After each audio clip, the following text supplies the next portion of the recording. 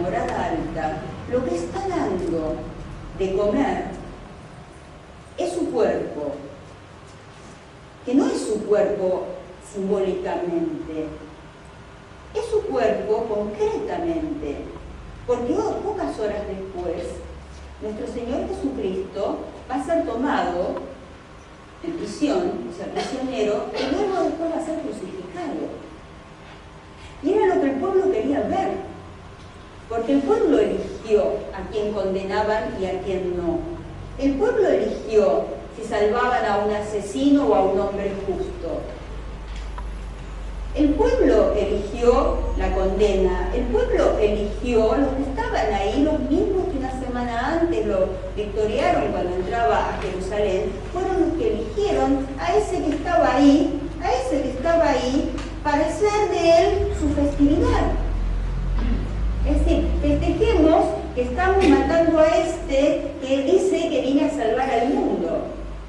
Festejemos que estamos matando a este que de pronto es inocente y salvemos a un culpable.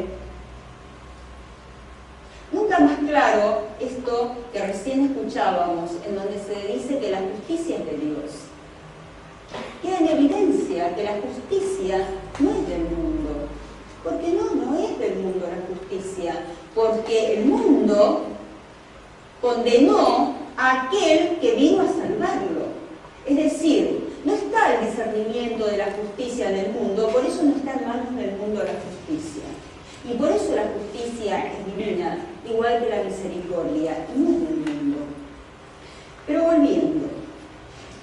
Entonces, ¿qué es lo que da el Señor? El Señor se da a sí mismo.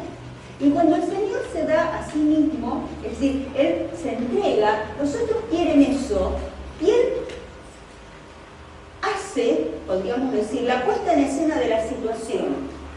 Dice unos días antes, vayan, busquen la burra o el borrico que está con la burra, busquen un lugar donde podamos comer la Pascua del Señor, busca el lugar, llegan los discípulos, preparan el lugar, suben, se sientan, saca el pan, saca el vino, o sea, prepara el lugar a donde todos saben que lo van ¿a qué? A encontrar. Todos sabían en Jerusalén a dónde estaba Él en esa Semana Santa. Todos sabían lo que estaba haciendo. Y después se fue a orar al Monte de los Olivos, o sea, donde también los discípulos sabían que Él iba a orar. O sea, que iba a estar en ese lugar. Pero claro, estos que venían a apresarlo no sabían quién era. Y eso me interesa mucho porque no saber quién es Él quiere decir que no estaban dentro del círculo que Él formaba, pero a su vez no estaban en sus enseñanzas. Entonces no sabían quién era Él. Y necesitaron de un otro que sí sabía quién Él era para que lo pudiera señalar.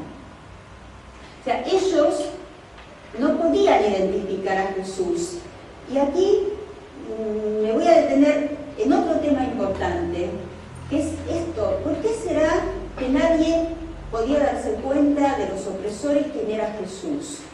¿Será que Jesús no hacía de su realidad un centro? ¿Será que para Jesús el centro era toda realidad que se le presentaba? ¿Será que este señor era más conocido como un carpintero o como el hijo de un carpintero que como un profeta, que como un hijo de Dios? ¿Será que él se habrá presentado a sí mismo como quien no se sabe quién era? ¿Quién dicen ustedes que yo soy? Pero él nunca dice quién es él. Y si dice quién es él, dice yo soy el que soy. O yo soy el Hijo de Dios, que es lo mismo que cualquier otro de los discípulos podría decir de sí mismo, o cualquiera de nosotros podríamos decir de nosotros mismos. Es decir, él no hacía una exaltación de su persona. Es más, decía todo el tiempo, cállense, guarden todo esto en su corazón, no lo digan a nadie, que esto no trascienda.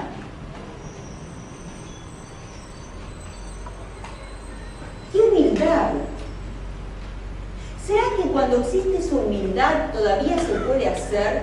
¿Será que cuando existe ese silencio todavía se puede hacer? ¿Será que cuando ese silencio, será cuando esa humildad se modifican?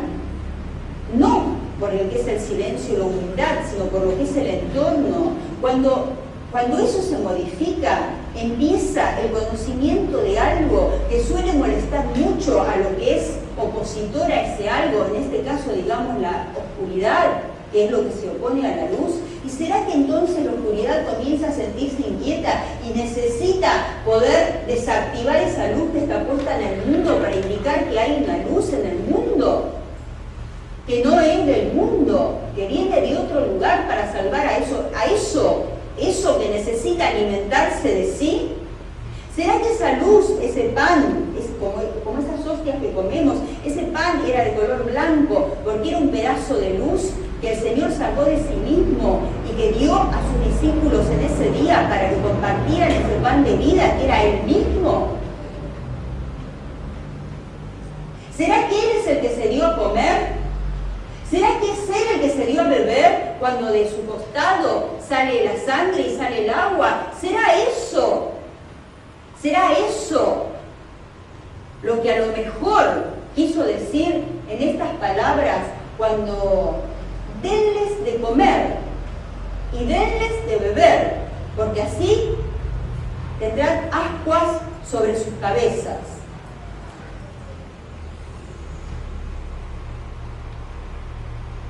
No es para comprender Dios, es para sentir. No es para explicar, es para transformar. No es para inventar, es para crear. Y no es una fantasía, es una realidad, por lo cual no es una mentira, es verdad. Y me viene esta imagen en donde ese Jueves Santo, el Señor, que está sentado a la mesa, que está sentado con sus discípulos, va a dar de comer, y en el momento que va a dar de comer, cuando le preguntan, Señor, ¿quién te va a traicionar? Y Él dice, o ¿quién será el que te traicione? Yo, seré yo, dicen los discípulos, aquel que ponga la mano conmigo, aquel que moje el pan conmigo, será el que me va a traicionar. Y entonces vemos esa situación de, bueno, es para señalizar quién era. Pero ¿quién era el que lo iba a traicionar? Era aquel que quería estar en su lugar. Por eso pone el pan junto con el Señor, porque quería estar en la situación de Él. ¿Quién invitó a comer? El Señor invitó a comer. ¿Quién invitó a compartir una mesa? ¿Quién dijo, vamos a dar el pan y vamos a dar este vino de salvación? El Señor. Entonces, ¿cómo es esto?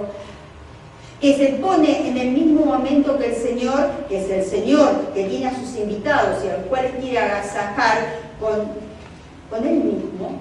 ¿Cómo puede otro ponerse en el lugar de Él? Él puede no ponerse en su lugar y otros pueden querer ocupar el lugar de Él. Y qué curioso este destino, porque miren, prácticamente en una noche, en una oscuridad, la luz es retenida y la oscuridad se aleja.